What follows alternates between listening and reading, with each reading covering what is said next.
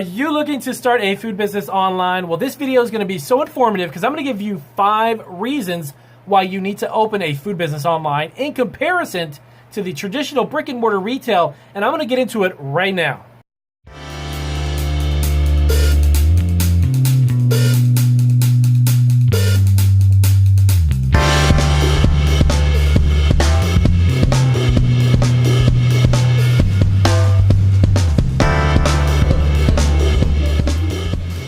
I'm going to go over 5 reasons why being online with your business or wanting to open an online business will outweigh any brick and mortar business on almost any occasion.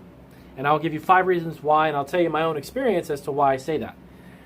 Right now, in this day and age, as much as that may be an overrated statement, this day and age, you can literally open a business online in a very small fraction of the amount of time it takes to do a brick and mortar. To create a brick and mortar business, you could start one. I got my store up and running, literally my website from start to finish, getting the skeleton, getting the back part of it set up. I did it in less than 2 months. And it was literally set, ready to go. And in some cases, you can get some super basic stores up in literally less than a week, okay? Once you have an online presence, here are the 5 reasons why an online store, if you're selling that like a retail product, some services, do understand that there are some things, obviously, that will never be able to be done online. If you're a mechanic and you're fixing cars, obviously you can't fix them over the internet. I got that. But the bulk of retail stores, and a lot of service-ended products, if you're doing anything from accounting, if you're doing things that can be done in an office and then resent to your client or to your customer, there is a lot of benefits to having just an online presence and never having a retail store or any of that thing ever, okay? Obviously, number 1, 24/7. When you've got an online business, okay, you are open every single minute of every single day, unless you obviously put your store on some type of vacation mode and you take some time off. It is open 24 hours a day. While I sleep, I am still making money. My online businesses with my candy and snack stores that I have online, they are just a small fraction of the different sources of revenue that I have. And of course, as many as you may have seen numerous YouTube videos and people explaining about multiple sources of income, this is one of many sources of income that I actually have and created over the past several years.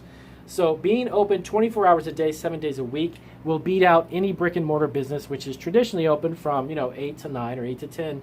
You close up and then you reopen the next day. Now, the drawback to a brick and mortar business, if you're in retail, unless your name is, of course, Walmart or Whole Foods or any one of those, if you're just starting out and you don't have a brand, you don't have a big company behind you, you rely on foot traffic, okay? And if you're not in a very busy area, location, as you know, if you're not in a place where you've got a lot of foot traffic, you're not going to make a lot of money, period, okay? I don't care where you are, but if you're not in a place that draws a lot of foot traffic from either surrounding businesses or you're in the middle of the most busiest intersection on the planet, you will not be successful with a brick and mortar, okay? Because you are relying on the people walking through your front door. This way, you're open 24 hours a day, 7 days a week, and you have the entire planet, basically the entire planet, at your doorstep, ready to buy a product from you online, okay? So the cost is considerably different too. If you look at the cost of opening a brick and mortar, when I started my bakery and I had gelato, we sold gelato, we did panini sandwiches, freshly baked breads, over 30 types of cookies, pastries, you name it, we were doing it in our bakery. When we opened that and did it kind of as an experiment, because I had actually never opened a retail location myself, me and my wife started from scratch. We literally had to go in and gut out the place. We had to paint it. We put in a lot of time and effort in that. We had to put the countertops in. We had to get commercial equipment, et cetera, okay? So the cost to open that was considerable, okay? Now that we've transitioned and we moved into a facility that allows us to not necessarily make panini sandwiches and gelato ice cream, but we do snacks, candies, and those types of products, now it is actually considerably less, okay? Because we don't have to have tables and chairs.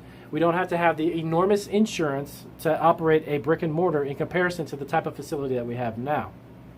So those are 2 extra things to keep in mind about the cost factors, and I would literally say they're 3/4 or even more less, and in some instances it could be even up to almost 80% cheaper based on how you set up your facility, okay? And it's just a no-brainer. have a store open 24 hours a day, a heck of a lot less on the initial investment, okay? And you can have your presence, your product in front of the presence of millions of potential customers as opposed to just foot traffic, okay? So the last thing, a couple other things, tap into your existing customers. When you open a store on a, let's say Etsy, or you go on eBay, or you go on Amazon, Bonanza, whatever it may be, even Walmart.com or Jet.com now, you can sell your products through these websites. You can actually open a store and tap into their existing monthly users on their website, and it is amazing what they can do for your business, okay? You're already tapping into existing customers. You don't, right out of the bat, you don't have to advertise to local people, okay? Because a lot of local advertising, if you do the old-fashioned in the mailbox type of thing, that's a huge waste of money, waste of time, waste of resources, and you're not going to get even close to the amount of customers you're going to get if you're online, okay? It can be started from almost anywhere. Online businesses don't necessarily have to have a stagnant address. You don't have to have a type of brick and mortar address, okay? There are some people that are utilizing the concept of drop shipping that are never even warehousing or never even touching product, and they have a laptop and they are all over the planet traveling, and they never have to do anything. They never have to do anything in the sense of making a product. They can have it private labeled, and they can have it shipped away. They can have the orders fulfilled. So that's something you can think about as well, okay? You can literally start it as long as you have access to the internet. You have access to a business. It's just mind-boggling. It's amazing. Lastly, the reach is global. And like I just said a few minutes ago, of course, you have the ability to literally, just in the U.S. alone, if you're not even shipping internationally, you online right now, I think it was about 60 or 70% is the statistic on the amount of people who have access to the internet. And the amount of those people that are shopping and buying things is pretty high as well. So you're tapping into millions upon millions of customers, literally just setting up a store or having a presence with a website or a blog or a Shopify store, and you can tap into Facebook. There's just so many ways that you can begin a store on a fraction of the budget. So that's what I wanted to talk to you guys about really quick. I had a question in regards to this from one of my viewers, just kind of asking about what would be the benefits of having an online business compared to a brick and mortar. That is my top 5, my personal top 5, and I say that because I've experienced this. I've opened up a brick and mortar and I've seen the type of traffic, and I now have a business that's been online now for close to about 8 or 9 years, and there's no comparison, okay? If you have a brick and mortar and you want to expand your business and then have a presence online, that is great too. That's fine. I'm not telling anybody, if you're watching, if you have a brick and mortar business, I'm not going to tell you to close your doors tomorrow and that being online is a magic key, because some people just don't understand the shift getting online and having a business, because it operates much differently, okay? You're not necessarily face-to-face with your customers, and there's a lot of other aspects.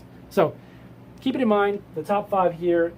If you're contemplating, if you're on the fence about a business and you really want to open up a store, think it through and think about where you're locating it and think about all these things here, and then compare that to being online. So I hope that video helps you out really quick. It's 8 minutes of amazing information. So guys, like my video, give me a thumbs up. If you don't, do give me a thumbs down. That's fine. If you have anybody that you know, of course, that could benefit from my videos or my channel, please do let them know. Thank you very much, guys. Thanks.